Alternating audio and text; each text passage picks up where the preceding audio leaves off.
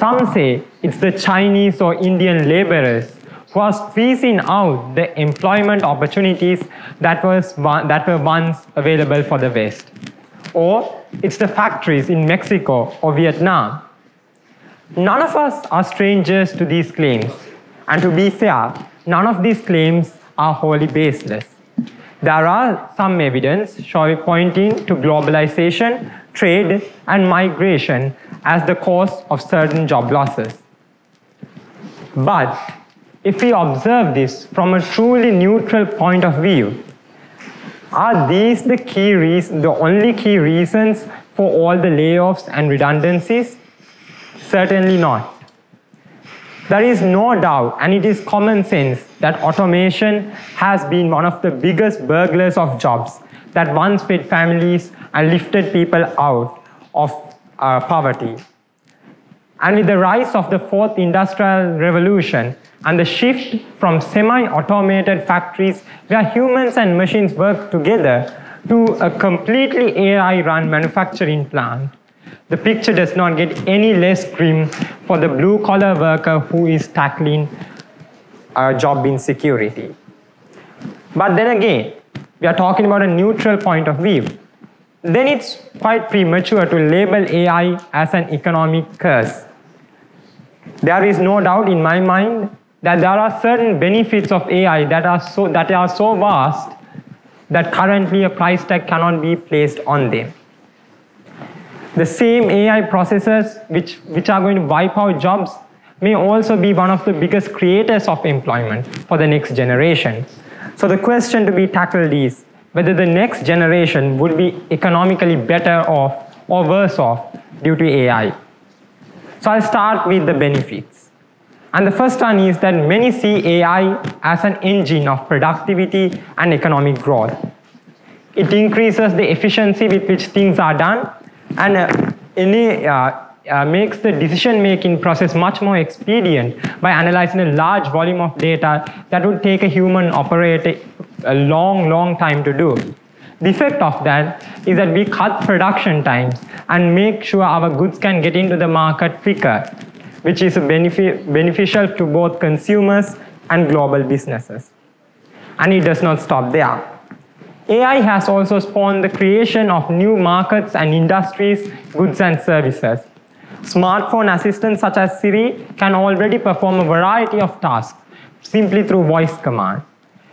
AI, as now one of the speakers before me told, all Tesla cars are interconnected, and the things one vehicle learns is then shared across the entire fleet of vehicles.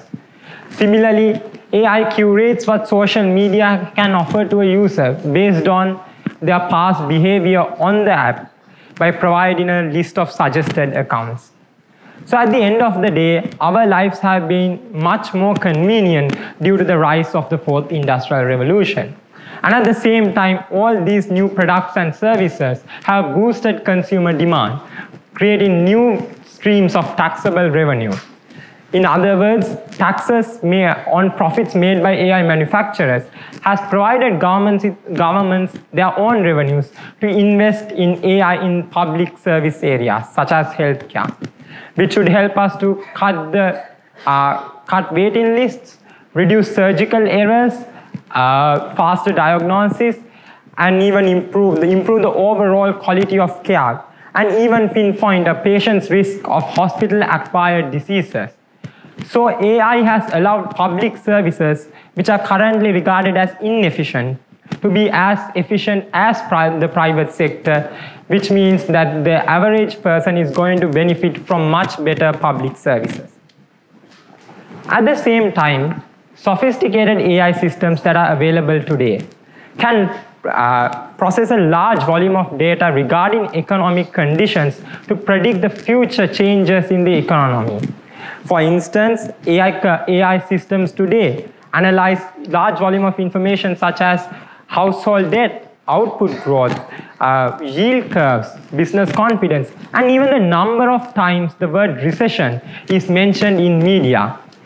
For a single human economist, that would be impossible. Such a bulky load of information would be impossible to analyze. So AI has helped our economists understand when our economy will take a dip, or how many jobs are forecasted to be lost in the next downturn, which means that we can take precautionary measures to prevent these undesirable events beforehand. So what we have labeled as a job killer may actually help us prevent recessions and prevent seasons of mass job losses. In addition to that, let us not forget that the first 3 waves of industrial revolution encouraged then major economies to engage in major competition to become the first to dominate the new markets. For instance, major European economies and the United States engage in fierce competition to dominate the steel industry. In the 1960s, the space race between United States and the USSR resulted in billions of dollars being poured into research and development in space technology. Similarly, in the 1970s, USA and Japan engaged in fierce competition to dominate the rapidly growing technological markets. So the fourth industrial revolution is doing the same thing. It has incentivized firms and economies as a whole to innovate products which people did not even knew that they needed 2 or 3 days ago. The result of this, over $13 trillion of new economic output added by 2030.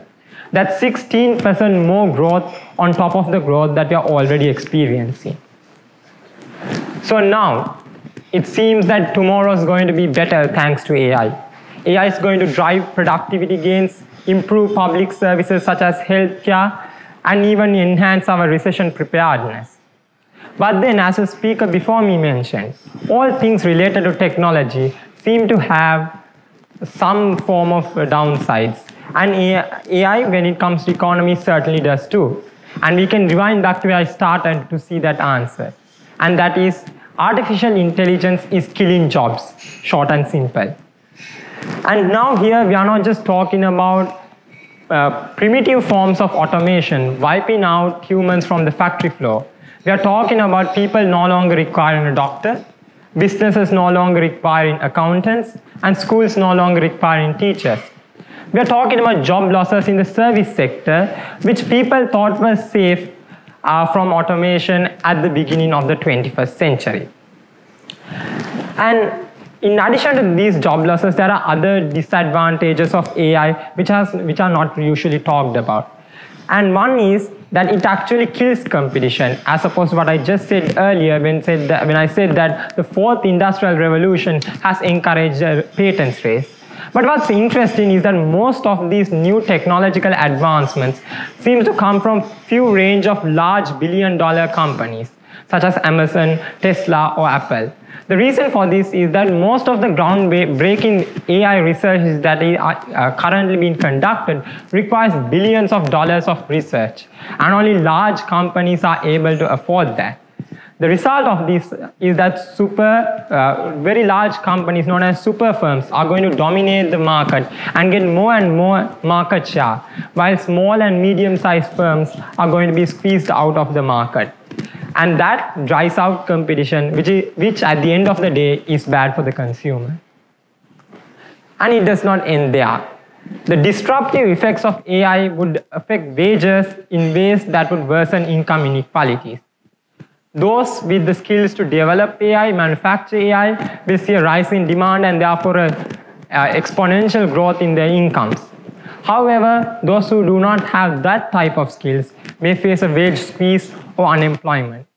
So what will happen is, in the end of the day, an economic scenario known as the paradox of the plenty, where the society as a whole would be far richer, but the gains are only enjoyed by a few at the top, and communities and individuals and businesses are going to be, most of them are going to end up much worse.